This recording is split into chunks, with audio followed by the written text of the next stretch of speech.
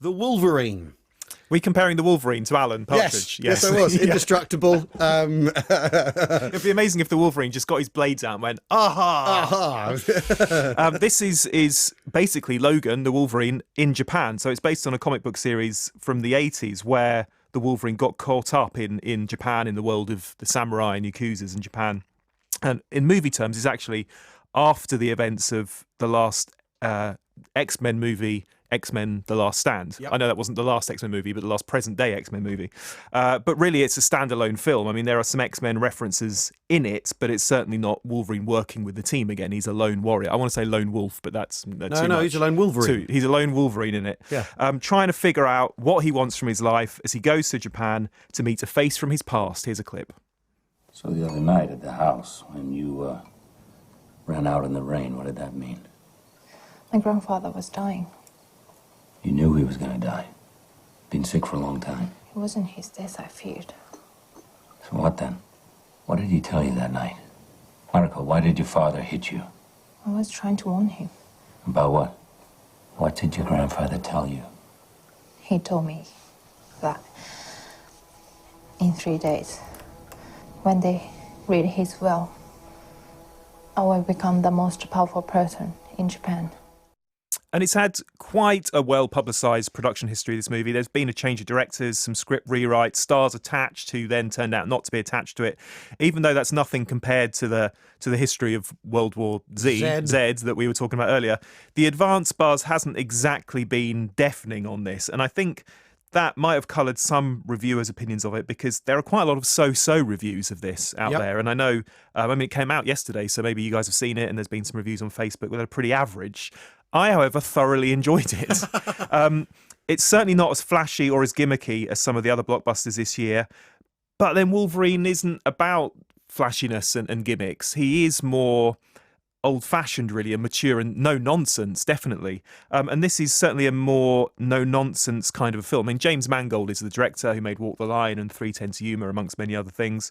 And he is an accomplished director, but he's not a cool director. He's not like the fashionable director of the moment.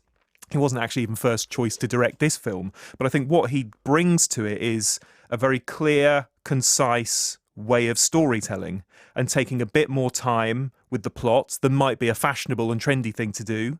But actually, I think it really benefits the movie. And certainly he seems to enjoy using Japan as this backdrop and using all the sort of what we would see as like the alien culture of Japan and using that to great advantage. So I actually think, although he's an unusual choice, and Darren Aronofsky, who is a much more sort of edgy director, was the original guy slated, I actually think it works because he does take a bit more time with it, and it's not so much about the gimmickry. Yes, I'm a little surprised it's been reviewed as possibly as hostile as it has. I really enjoyed the film.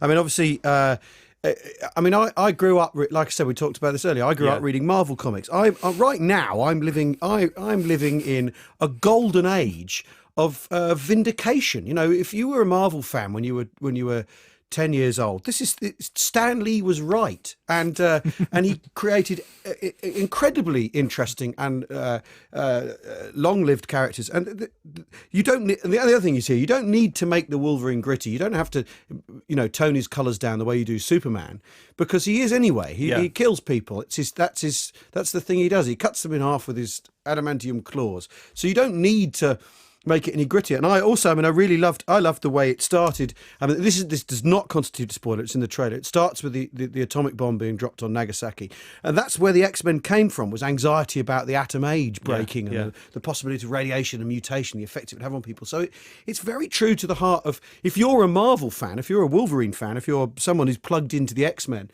this film, I think, does the job very nicely, and also has this ladling of Japanese culture on top of it, ninjas and all that sort of stuff. And I quite liked as well that we didn't see Tokyo at night with neon and rain and all that. Yeah. That actually it was a different Tokyo, maybe to one we've seen on screen. I mean, it was more like the Yakuza film. And outside of Tokyo as well. I mean, they actually go to other parts of Japan. They go to Nagasaki too. They go back. You wouldn't normally see.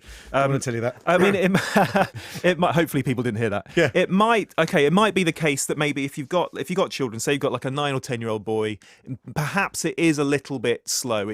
Perhaps they just want to see the Wolverine beat people up, but what they're actually going to see is scenes where he's going through existential angst. Yeah. Maybe that doesn't particularly attract a much younger audience. But look, not every summer blockbuster or comic book movie has to have this sort of huge audience. I just really appreciated that as a grown-up, it did some grown-up things and took its time and was confident about doing that. Yeah,